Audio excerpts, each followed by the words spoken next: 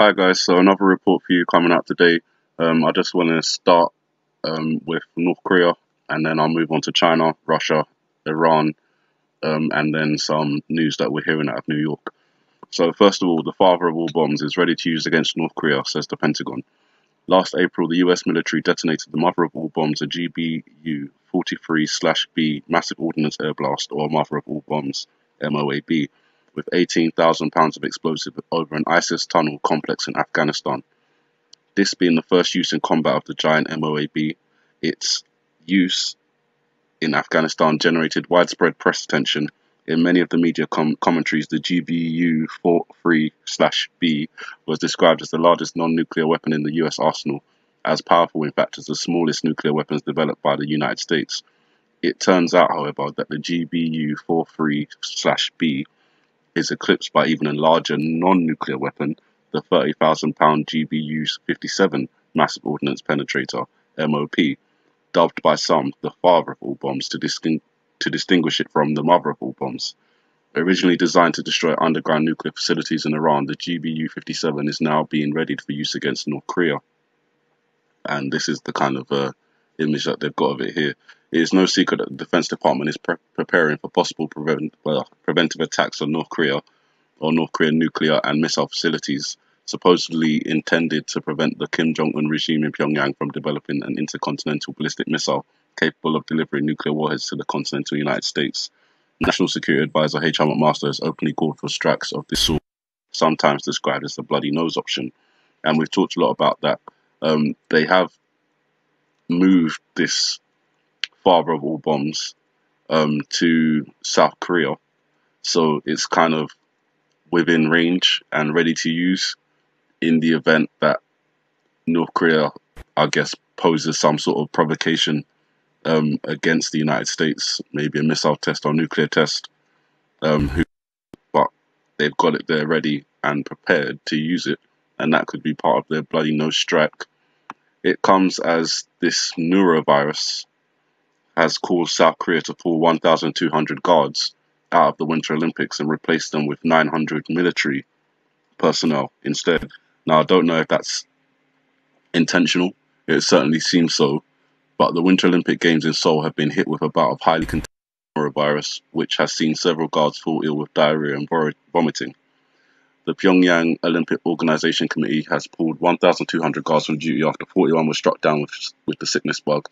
Officials quickly drafted in a further 900 people to replace the guards, including some from the military, as norovirus, also known as the winter vomiting bug, is very contagious. South Korea Olympic Games chief Lee Hee-boom said that they are on schedule for Friday's opening ceremony, despite having to battle the spread of the virus among staff alongside the bitterly cold weather. Now that just draws suspicion because obviously North Korea planning their military parade tomorrow.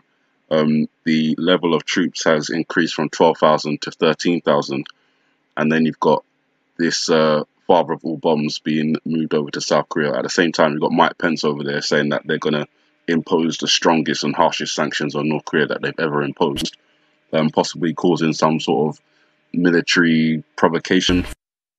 Maybe they do a missile test or something. I'm not exactly sure, but it ties in with the fact that North Korea's leader's sister, so Kim Jong Un's sister, as I've talked about before, possibly being the girl in the iPad Goat video who runs out with the white flag or representation of her, is going to be in South Korea for the Winter Olympics. So that kind of draws my suspicion even more, because if something happens that causes America to strike North Korea, and perhaps Kim Jong Un is killed or something like that happens, then his sister is in South Korea, so she's not going to be killed, and she could be after that, running out, kind of trying to stop the war from happening. But by then it's too late, because as in the iPad Goat video, we see the Chinese tanks moving in. China has amassed an army, basically, of 300,000 soldiers to the North Korean border in preparation for potential war. Now, I've already mentioned how important it is to keep an eye on China, particularly because their movements kind of give you an indication as to where we are on this Korean Peninsula war. And the fact that we've got the military parade from North Korea tomorrow, we've got the father of all bombs in South Korea ready to be used, we've got Kim Jong Un's sister in South Korea protected from any events that may take place in North Korea. Then you've got the Chinese with their 300,000 soldiers. It paints a picture of things potentially kicking off in the next couple of days. As I've said, my watch time is up until the 18th of February, and if nothing happens after that, then we can talk about other dates. But for now, it seems like things are really kicking off. The stock market dropping 666 points and more over the last couple of days. The three false tsunami alerts we've had, the two false missile alerts we've had, the Russian spy ship that was off the East Coast, Hamas saying that Israel's ready to attack them in the next couple of days, which could tie in with what's happening in North Korea at the moment. They could both kick off around the same time or at the same time. God only knows. Israel deporting the Africans. And I don't know if that has any relation to the African child that we see in the iPet Goat video. I really need to look into that a little bit more to get some more understanding from that. But from what I can see, and government shutdown as well, and obviously we've had the lunar eclipse, and we're going to soon be having a partial solar eclipse. And it just seems that this is the time. This really does seem like the time.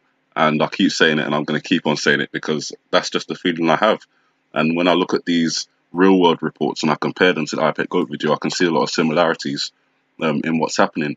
So while the spectre of nuclear war with North Korea has faded in recent weeks, China is not taking any chances. And ahead of the Winter Olympics in South Korea, the Chinese government has deployed 300,000 troops and multiple mobile strike groups to its highly guarded border with North Korea, a move which signals that Beijing is quietly gearing up for a potential crisis with Kim Jong Un and the United States in the coming months. According to South Korea's Chosun Ilbo News, China is preparing for a potential war on the Korean Peninsula by reinforcing missile defenses near the border with North Korea. Citing a report from Radio Free Asia, military units in Yanbian were relocated from Heilongjiang province, thus adding 300,000 troops along the border. So that's adding 300,000 troops. There's obviously troops already there.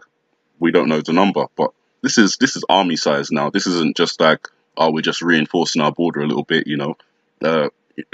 10,000 troops here or 10,000 troops there. It's 300,000 troops. And they've still got enough troops left over to probably put 300,000 along every sector of their border.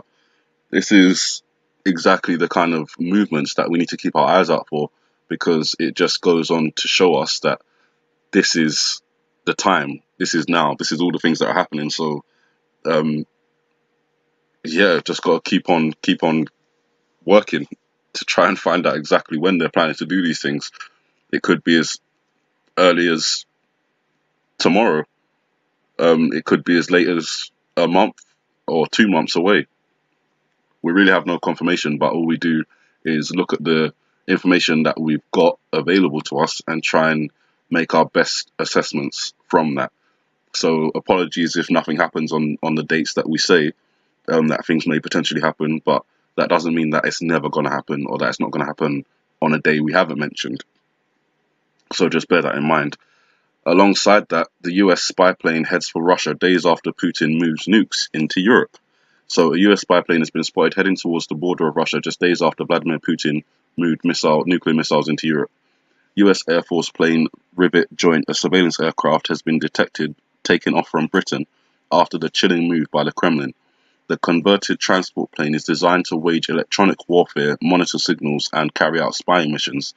Banks of computers and sensors fill out its fuselage, which is crewed by 30 spooks and engineers. Russia confirmed this week it is moving Iskander missiles into its enclave of Kaliningrad. NATO leaders called the weapons a threat to Europe, an allegation that was rubbished by Putin. Basically, Putin saying, no, don't worry, we're just putting a couple of missiles on your border. You don't mind. Sorry for the accent, but I had to do it. This is another indication, as I've mentioned before, of Russia having one front, China having another front, Iran having another front, and those three fronts in particular look like they may start at the same time. That's World War III. There's no other way to describe it. It's definitely an indication of World War III stepping up to the next level. I don't know how many levels there are, but it just seems to keep on increasing more and more. And all the things that we're hearing about, as I mentioned earlier in this video, the list of things that have happened in the last month have astounded me, to be honest. I'm receiving nearly 200 reports per day, and I have to sift through all of that to find the stories that I'm interested in and the ones that actually tell us something. So not just like someone who used to be an ex-employee or something saying, "Oh, I think this might happen," but actual information like this, like the father of all bombs in South Korea, like the Norovirus taking out guards and having to be replaced by military, like Kim Jong Un's sister being in South Korea at the moment where it seems like there may be a potential war kicking off, especially if North Korea go ahead and do their military parade and America or South Korea or Japan sees that as a threat. It could then spark a response, which China is prepared for with its 300,000 military. And if that kicks off, then no doubt Russia, who have now moved some nuclear weapons into Kaliningrad and have their spy ships on the east coast of America and have their submarines traveling through the English Channel, sometimes encroaching on our territory. This is where we are. And not only that, but I've already mentioned the fact that Hamas has said that it looks like Israel planned to attack or launch a war within the next couple of days, and that was about 3 or 4 days ago now. So, we could be looking at end of the week or something like that if what Hamas is saying is true. But then we've got Hezbollah threatens Israeli offshore gas rigs with missiles, and obviously the gas rigs are important to Israel. But Hezbollah began disseminating flyers on Tuesday, quoting a recent speech by the Lebanese terrorist group's Secretary General Hassan Nasrallah, in which he clarified that Lebanon will not forfeit its rights for operations in its exclusive economic and maritime zones. The flyers also contained an overt threat to Israel, saying whoever harms gas and oil sites in Lebanese economic waters, their own sites will be harmed, and they know Lebanon is fully capable of doing so. A video that accompanied the flyers presents a photo of a defense ministry or minister Avigdor Lieberman and his recent statements regarding Israel's ownership of a contested area straddling the Israeli-Lebanese maritime border. So not only does Israel have issues with Palestine in terms of Jerusalem, and they have issues with Iran in terms of power in the Middle East, they've got issues with Lebanon in terms of maritime space. And this is one of the flyers that they sent out, and you can see that they've kind of put like a target on one of the gas rigs. And who knows, in the events that are to take place in the near future, that could be a potential target. And obviously, that would cause a lot of issues, and most likely Israel won't let that happen, and would most likely strike first. They already changed their rules last year, to say that Israel can not only respond to a threat, but they can also launch a first strike. So a lot of the countries have changed their rules from being retaliatory to being offensive. So China did it. Israel's done it. I think America kind of adjusted their policy a little bit so that even if it's just like a hack, some form of cyber attack, that they can respond with nuclear weapons rather than respond in kind, or with sanctions or stuff like that. So they're really stepping up their offensive level. And not only that, but Israel also launches a strike near the Iranian base in West Damascus, and the Syrian army responded. So Israeli warplanes attacked military targets near Damascus from Lebanese airspace, according to Syrian state media. The Syrian army claims it destroyed most of the Israeli rockets. Syria's official news agency Sana said the military responded to a new Israeli aggression near the capital. The Syrian military did not disclose any information about casualties or damage resulting from Israel. The General Command of the Armed Forces holds Israel fully responsible for the dangerous consequences for its repeated aggressive and uncalculated adventures. A Syrian army statement said, as cited by Reuters, the Israeli military declined to comment, saying that it does not respond to such reports. Syria accused Israel of a similar attack on January the 9th, in which missiles targeted military outposts in the area of Qatfeh in the Damascus countryside. Since the start of the conflict, the Israeli Air Force has repeatedly attacked targets inside Syria. Tel Aviv claims that its attacks are aimed at Hezbollah, which is considered a terrorist organization. Damascus says that Israel's strike violate Syrian sovereignty and have undermined efforts to push Islamic State and other extremist groups out of the country. So you can see it's kind of ready. Israel often strikes other countries like Syria, places in Palestine, the Gaza Strip, but it just seems like it's escalated even more so. There was a time where there was a lot of tension on Israel, and I think that was about 5 or 6 years ago. I remember seeing some news reports about it. This was before I was really interested in what's going on in the world, and I was still sleeping, as we say. But since then, it's been relatively quiet, and over the last two years, I'd say, things have escalated, stepped up a level, and this last year and this year, they've made a lot more offensive maneuvers in terms of strikes, missile strikes from the aircraft. So they're clearly ready to go the full distance, and that is all part of basically one story, one assessment where everything ties together. There's a couple of references to the IPEC GOAT video, I believe, that is in these reports, such as the Chinese deployment and the Kim Jong Un's sister being in South Korea. But the last thing I want to talk about is this earthquake that strikes near New York City days after the bogus tsunami alert. So obviously I've already talked about the 3 tsunami alerts we've had that were cancelled and the 2 missile alerts we had that were cancelled, looking like false alerts or accidental alerts, but really being, from my perspective, warnings that these things are about to happen, and so that we should be prepared. But an earthquake has struck near New York City just days after the state was hit with a bogus tsunami warning. The 2.2 magnitude quake hit at about 3 miles depth near in Westchester County, around 30 miles northeast of New York. Witnesses used the federal earthquake tracker to register they had felt the tremor at 6:14 a.m. Hundreds of people are understood to have felt the shaking from the earthquake, and one said it was startling. And luckily, no one is reported to have been injured by the seismic event. It comes after New Yorkers were issued with a false tsunami warning from an AccuWeather push alert citing the National Weather Service. Now, isn't that coincidental? Not. Of course, it's not coincidental. It's purposely done. So you have a false tsunami alert that goes up the East Coast, Texas, all the way to New York.